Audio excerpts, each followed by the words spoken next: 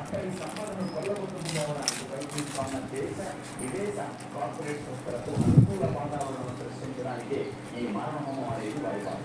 ఎందుకంటే ఈ దండకారణ్యంలో అంతటి సహజ సంపద ఉందా? ఎన్ని లక్షల కోట్ల విలువ చేస్తున్నారు సంపద.